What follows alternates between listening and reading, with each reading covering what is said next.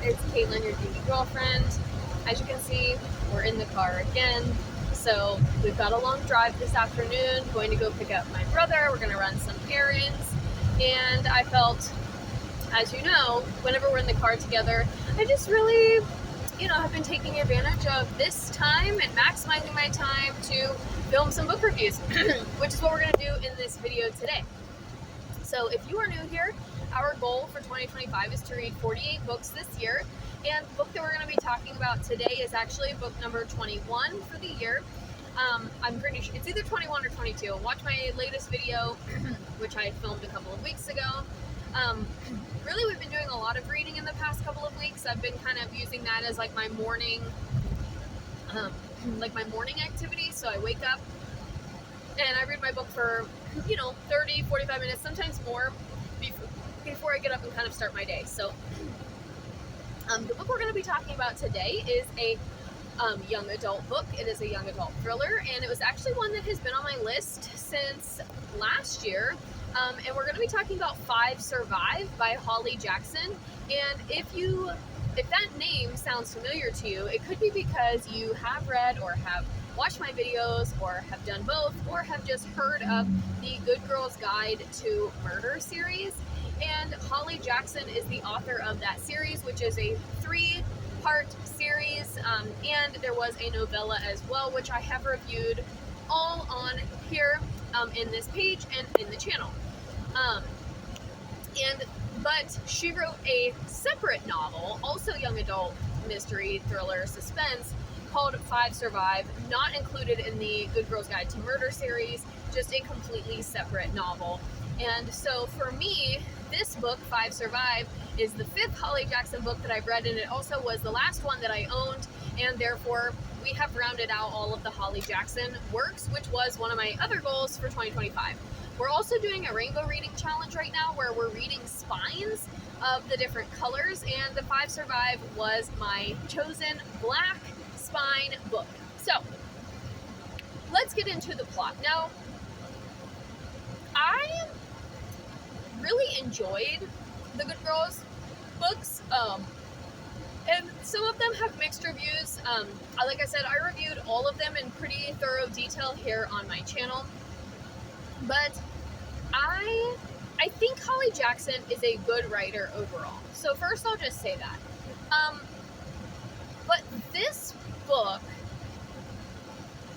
I don't know if it was the fact that I read the back slipcover or the fact that I read like the inside, the insert, I don't know, but something about this book, like I guess even though it's a thriller and it was suspense, I felt that it started very, very slow, and I finished this book a couple of weeks ago, and honestly, I can't even remember the characters' names.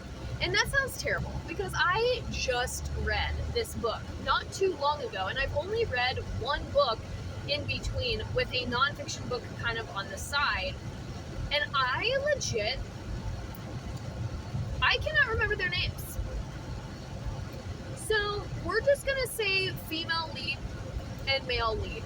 I remember one of the, I guess you could say, like I remember some of the side characters, like I remember Maddie and I remember Oliver, but the rest of the characters, no idea.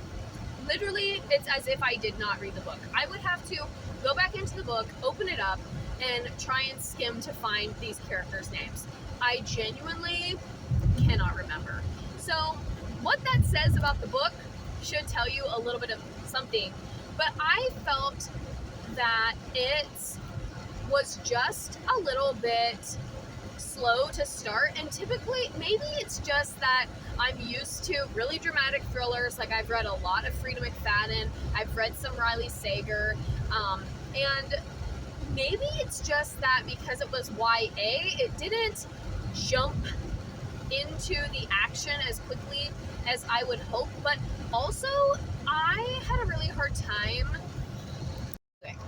I remember Oliver as a character because I really disliked him that much, and we'll talk about that a little bit more, but the main character, literally couldn't tell you.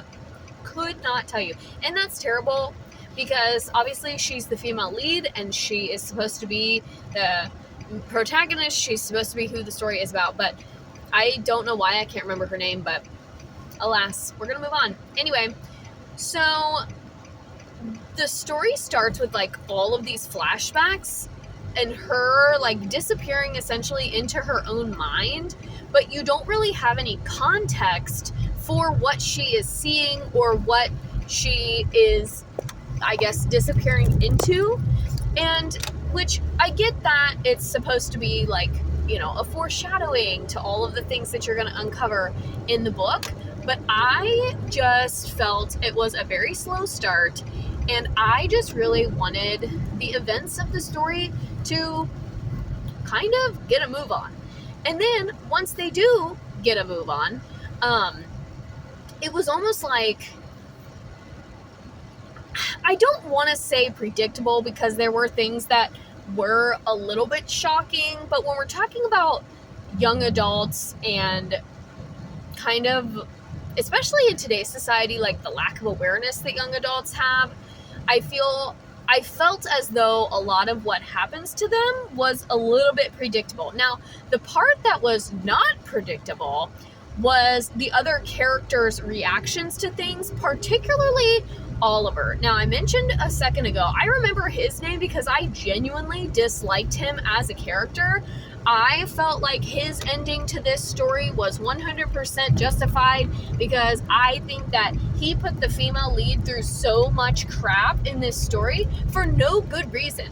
The only reason he had was to save himself and to like help himself survive. And I guess in that moment, so the premise of this novel is that these 5 teenagers decide to go on a spring break trip, and they think it's going to be a good idea to take an RV from like Pennsylvania to Gulf Shores, Alabama. They're driving by themselves with really no adult figure. The adultiest adult on this trip is Oliver and his girlfriend, and they are supposed to be in their 20s. So all young adults, and they're supposed to be kind of friends. It's like 2 best girlfriends and then their other guy friend who then brings another guy friend, and then the one girl's older brother and his girlfriend is who's all traveling. So maybe there's 6 of them, and that's why it's called 5 Survive. But anyway, so that kind of gives you a little spoiler, like one of them does end up not making it through the story, and you're sitting there wondering the whole time, like, who's it going to be? Is it going to be the girl? Is it going to be Oliver? Who's it going to be? Is it going to be Maddie? Who's it going to be? And you know, that's part of the suspense of this story, is waiting to find out who is going to be the 5, or who are going to be the 5 that survive out of the 6 that went on this excursion.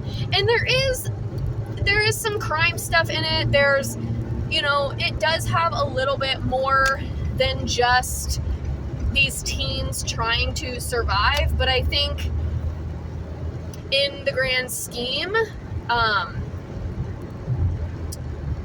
I just felt like some of the events of the story were a little bit predictable, especially when talking about teenagers.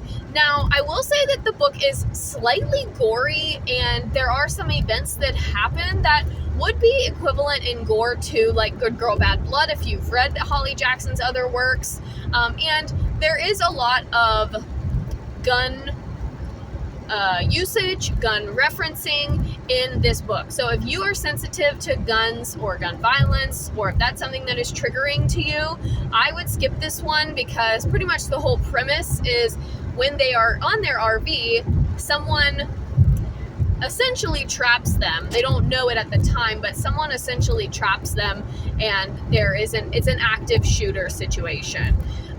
And it's kind of interesting that the main character, the female lead, whose name I cannot remember, she actually mentions Run, Hide, Fight as because her mom was a police officer for a time.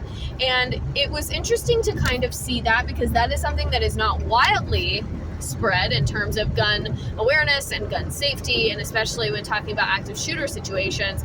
So that was kind of interesting. But just know that going in, that's the main premise of this novel, is these teens are trapped in an active shooter situation. And That's not me.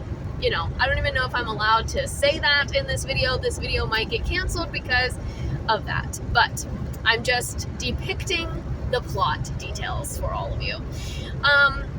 And yeah, I feel really bad that I can't remember the characters' names, but I don't know. I think overall, I ended up giving it a 3 to a 3.5 star in Storygraph. I don't know if it was good enough to get a 4, although I will say that the ending, actually, I changed that. I think I did end up giving it a 4 because of the ending. I felt that the ending was justified. I felt like the ending was exactly what needed to happen, but also I wanted like an epilogue sort of a thing. Like I wanted to know what happened after the events of the story, because yes, the story was wrapped up in a, you know, a decent bow, but then I wanted a like 1 year later or 2 years later or 10 years later or whatever. Like I wanted a secondary kind of conclusion to these characters' stories, because I just felt that some of them were kind of left hanging, particularly Maddie and the other boy who I can't remember his name. Something with a C. Colin something, I think was his name. Anyway, I'm trying to think if there's anything else, because as you know, if you've been watching my videos on here for a while, we don't typically talk too heavily about the plot. I kind of just go into like the main tropes, the main topics, and kind of what to expect. I think that if you are new to the thriller genre, especially, this one might be a good like timid or tame one to start with. If you are an avid thriller reader or somebody who reads, I would say, between 5 and 10 thriller books a year, this one is probably not going to knock your socks off. But if you like Holly Jackson as a writer and you've read her other works, then I would probably say give it a chance, or maybe consider trying it out, just to kind of say that you've read all of her works, because that's something cool when you can say that you've read all of one author. Is it better than the Good Girls Guide to Murder series? No. And that's a pretty common review, that it's not as good as the other 3 books that she's written. But I think for a young adult writer and a young adult mystery thriller suspense writer, she does a good job. This one, like I said, I just felt like some of the characters were lacking development, and the characters that she did develop, she developed into really distasteful humans, and so that was kind of an interesting choice. But yeah, so I think that's all I have to say about this one. It was fine. Like I said, I do think I ended up giving it 4 stars because it did pick up, and I ended up reading pretty much the entire second half, or the entire second act of the book in one day. So once we kind of got into the decisions were happening and sacrifices were needing to be discussed, and who was going to do what, and all of the plans that they tried to make to get out safely, I was really pretty invested in that, and the consequences of their actions I was interested in, and it was interesting to see how these teenagers responded to the consequences of their actions. But anyway, I think that's all I want to say about this one. I've really been on a YA kick this year. If you've watched any of my other reviews, maybe after starting the year off with Wicked, which is a very intense adult novel if you have not read that, maybe I'm just kind of wanting more light and casual. But yeah, we've done a lot of YA this year, and actually the next book that I have to review is a YA novel as well, so make sure you stay tuned for that one. That one's book 23 of the year. And as always, thank you guys so much for watching. If you are new here, make sure you hit that red button and subscribe. You can also hit the bell, be notified about when I drop a new video. I have lots of great things that I want to show you guys. I've been working on a lot behind the scenes, and so here over the next month or so, there might be a big splurge in, or a big deluge of me uploading content, because I've been kind of recording a lot behind the scenes and editing and compiling, and just saving it for the right time to upload. So thank you all so much for watching, and thanks for hanging out with me on my drive today. And as always, stay safe out there, have a great summer, and I'll see you guys next time.